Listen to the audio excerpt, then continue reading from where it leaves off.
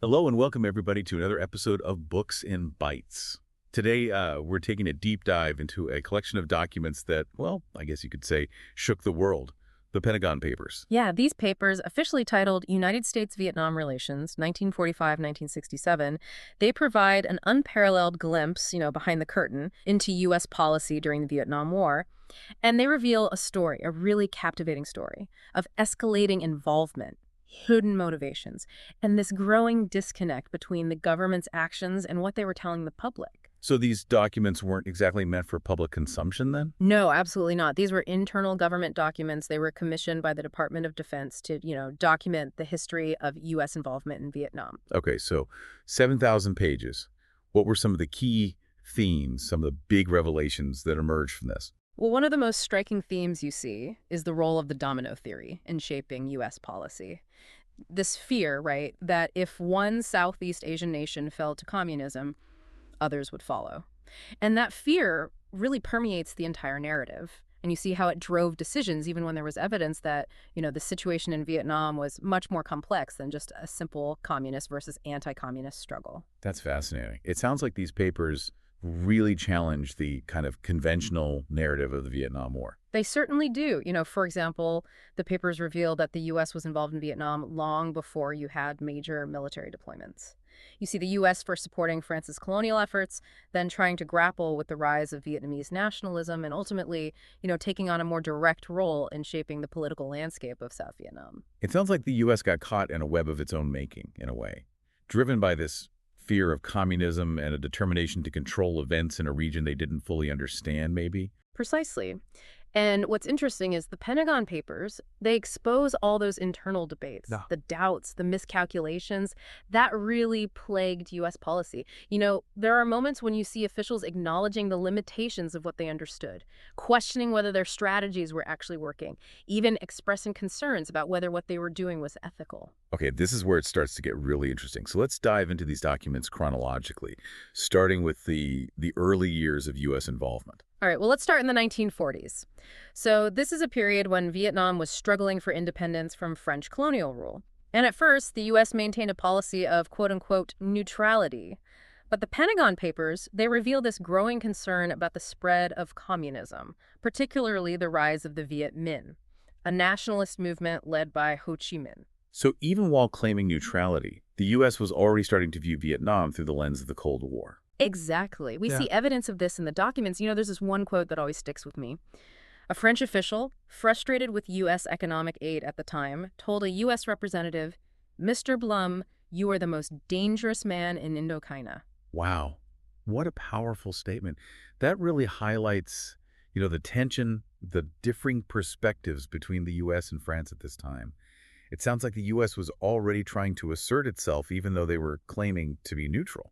Absolutely. And as the Viet Minh gained strength, U.S. started providing aid to France in its fight against them. But this support, it created a real dilemma for the U.S. because, they were also trying to promote themselves as a champion of self-determination, especially for former colonies. So the U.S. was stuck between a rock and a hard place, it sounds like, trying to balance this anti-communist stance with not wanting to look like they were just propping up these old colonial powers. Exactly. And the Pentagon Papers, they show us all the internal debates within the U.S. government about how to proceed. Some argued for continued support of France, believing that defeating the Viet Minh was crucial to containing communism in Southeast Asia. Others were questioning whether that was wise, backing a colonial power. They argued that this would actually alienate these nationalist movements across the region. Were there any alternative solutions considered besides, just backing France? Yeah. One option that came up was what was called the Bao Dai solution. So Bao Dai was the former emperor of Vietnam, and some people in the U.S. government thought that he could lead a non-communist government, one that would be acceptable to the Vietnamese people. Did that gain any traction? Not really. It faced a lot of challenges. Bao Dai was seen by a lot of people as just a puppet of the French, and he didn't really have the popular support to effectively govern the country. The U.S. ultimately decided to stick with supporting France. But things just kept getting more and more complex as the First Indochina War raged on.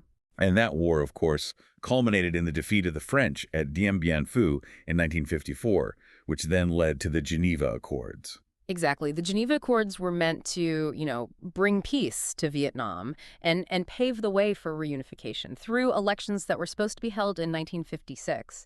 But the U.S., fearing a communist victor, ended up supporting Ngo Dinh Diem's refusal to participate in those elections. That decision to back Diem and effectively block the reunification elections, that feels like a really pivotal moment. Oh, it absolutely was. It was a sign that the U.S. was getting more deeply involved in Vietnam, that they were committed to stopping the spread of communism in Southeast Asia, even if it meant undermining the terms of an international agreement. And this really sets the stage for the escalation of U.S. involvement that we'll get into in the next part of our deep dive. This is all so fascinating. It really gives you a new perspective on the Vietnam War. It does. The Pentagon Papers, they offer this raw, unfiltered look at how U.S. policy unfolded, revealing all the complexities, the contradictions, and the miscalculations that shaped this pivotal chapter in history. I can't wait to dive even deeper into the escalation of the conflicts in the next part of our deep dive. So as we move into the mid-1950s, the Pentagon Papers really start to highlight this growing U.S. commitment to South Vietnam under Ngo Dinh Diem. Yeah, we talked about that in the last part. The U.S. backing Diem's refusal to hold those reunification elections, the ones that were outlined in the Geneva Accords. What were the motivations behind that? Well, the papers reveal this deep fear, within the U.S. government that a unified Vietnam under Ho Chi Minh, that it would inevitably become a communist state. And they saw Diem as I guess you could say, the best defense against that, even with, all his It was a flaws. bit of a gamble, wasn't it? Diem was a controversial figure, even within South Vietnam. Oh, absolutely. The papers show that even U.S. officials had reservations about Diem's leadership. They knew he had, some authoritarian tendencies and that he was struggling to get popular support. But they put his anti-communist stance above everything else. So it's almost like a classic case of the ends justifying the means. They were so focused on stopping communism that they were willing to overlook, well, a lot of Diem's shortcomings. Yeah, that's a really key insight that comes out of these Pentagon Papers. The documents show how that single-minded focus, on the communist threat, it often made U.S. policymakers blind to all the complexities of what was really happening in Vietnam. So how did this support for Diem actually play out? What did the U.S. actually do? Well, the U.S. poured a ton of money, economic and military aid, into South Vietnam. They helped build Diem's army, trained his troops, gave them huge amounts of weapons and equipment. All of that is detailed in the Pentagon Papers. And this was all happening while the U.S. was still publicly saying they had, just a limited role in Vietnam. Exactly. And the papers expose this huge contrast, right, between what the U.S. government was saying publicly and what they were actually doing on the ground. It seems like that disconnect between what they were saying and what they were doing, that's a bit of a recurring theme in these Pentagon Papers. It really is. And it's one of the most unsettling things that comes out of these documents. You see the U.S. government deliberately misleading the American public about how involved they were in Vietnam, even as they were getting in deeper and deeper. Did this escalation work? I mean, did it stabilize South Vietnam? Did it stop the spread of communism? Well, that's where things get even more complicated. See, the Pentagon Papers show that even within the U.S. government, there was growing concern that their strategies weren't working. Despite all that aid, South Vietnam was still unstable politically and vulnerable to these communist insurgents. So they're stuck in this quagmire, right? Sinking further into this conflict that seems like it can't be won. That's it, exactly. And the Pentagon Papers really document this descent painstakingly. We see the frustration growing within the U.S. government, all the debates about what to do, and slowly they're realizing that their initial assumptions about Vietnam, they were just wrong. So that brings us to the early 1960s, a time when the conflict really escalates. What caused that? The Pentagon Papers point to a few things. The Viet Congers are getting stronger, the communist insurgency in South Vietnam is growing, and there's all this pressure on the Kennedy administration to do something, to take some kind of decisive action. And then, of course, there's the Gulf of Tonkin incident in 1964. Right. The Gulf of Tonkin incident, that was a turning point. These alleged attacks, on U.S. destroyers by North Vietnamese torpedo boats, that gave President Johnson what he needed to really ramp up American involvement in Vietnam. So that's the start of the full-blown U.S. war in Vietnam. It is. After the Gulf of Tonkin, the U.S. launches Operation Rolling Thunder, a huge bombing campaign against North Vietnam. And they start sending, large numbers of combat troops over to South Vietnam. The Pentagon Papers shed some light on how that decision to escalate was made, don't they? They do. They showed the debates happening within the Johnson administration. Some officials are pushing for a huge military buildup, and others are saying, be careful. We see all these conflicting assessments of what's happening in Vietnam, the struggle to come up with a real strategy, and this growing fear about what a long war would cost. It's fascinating to see this turmoil inside the administration.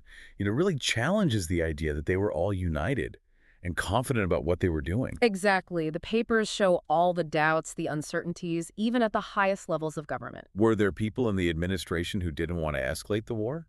Yeah, there were. The Pentagon Papers document those concerns. Some officials were worried the bombing wouldn't work, that it might even start a bigger conflict, and there was the worry that the war would just drag on, costing way too much money and too many lives. It's amazing that these dissenting voices were actually recorded in these documents. It is, and it shows how valuable the Pentagon Papers are as a historical record. They give us this rare look inside the U.S. government.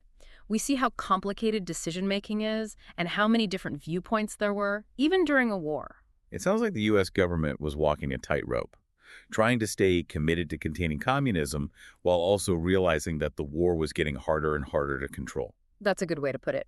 And as we'll see in the next part of our deep dive, that tightrope walk, well, it just gets more and more precarious as the war goes on. So we left off with the U.S. really dramatically escalating its involvement in Vietnam after the Gulf of Tonkin incident.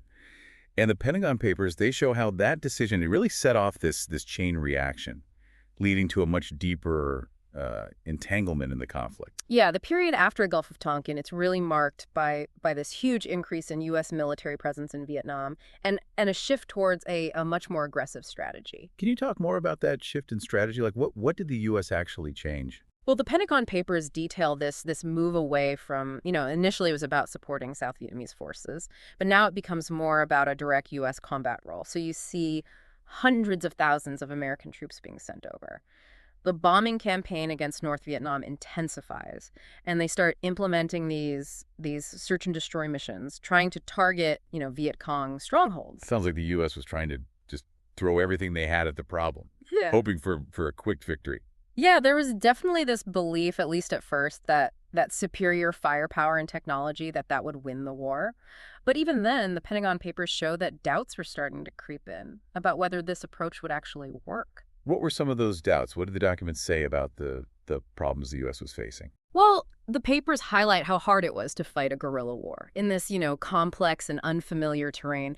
They talk about the challenges of even telling the difference between Viet Cong fighters and regular civilians, and how traditional military tactics, they just weren't that effective against an enemy that was so good at adapting. And there was this struggle to really win over the South Vietnamese people, to win their hearts and minds, so to speak. It sounds like the U.S. really underestimated their opponents, how resilient and determined they were. Yeah, and that's a really key takeaway from the Pentagon Papers. The documents show this level of, well, I guess you could say arrogance and overconfidence within the U.S. government. They thought their military might would just prevail. They didn't really grasp the complexities of what was actually happening on the ground. It's like that CIA assessment we talked about earlier, the one that found that the bombing campaign, it wasn't really having much of an impact on Hanoi's strategy or their willingness to fight. Right. And that assessment, which is in the Pentagon Papers, it's a stark reminder of just how limited U.S. power really was. People say the bombing was this decisive factor in the war, but this suggests that maybe it actually made the North Vietnamese even more determined to fight. So the war just kept dragging on, even though the U.S. was getting more involved. Did the Pentagon Papers show any kind of internal reflection? Like, were they reassessing their strategy at all during this time? Well, yeah, the papers show this growing unease, as the war dragged on with no end in sight. There are these internal debates about whether they could even sustain the war effort. The costs were rising, both in terms of lives lost and money spent, and there was more and more opposition to the war back home. Did those doubts and debates lead to any real policy changes? There were some adjustments, some shifts in how they approached things, but the main goal stayed the same: stop a communist victory in South Vietnam. The Pentagon Papers show this real reluctance to admit that they might be failing, or to even consider a negotiated settlement that might look like a defeat. So they were stuck. Yeah. Trapped in this cycle of escalation. because they were afraid of losing face, and they wanted to justify, I guess, all the sacrifices that had already been made. Yeah, that's a really good point. And the Pentagon Papers, they expose the human cost of that commitment. The casualties on both sides kept mounting. Vietnamese society was devastated. And even within the U.S. military, you see this growing disillusionment. It really makes you think about the tragic consequences of getting things wrong in politics and in the military. It does. The Pentagon Papers are kind of a cautionary tale. They tell us to really think critically about the decisions that lead to war, to question what we think we know, and to be careful about thinking there are simple solutions to problems that are really complicated. The Pentagon Papers, they give us so much to think about when it comes to understanding the Vietnam War. But they also raise these bigger questions about, the role of government, the dangers of keeping things secret, and how important transparency and accountability are in a democracy. Exactly. They challenge us to think for ourselves about the information we're getting, to consider different points of view, and to hold our leaders responsible for what they do. The lessons we learned from the Vietnam War, the ones that are revealed in the Pentagon Papers, they're still important today. As we face all these complex problems in the world, and as we try to figure out how to use power responsibly. This has been such a fascinating deep dive into these really important documents. The Pentagon Papers, they tell this story of ambition and overconfidence, of miscalculations and consequences that nobody intended, and they really make you think about the limits of power and the human cost of war. That just never goes away.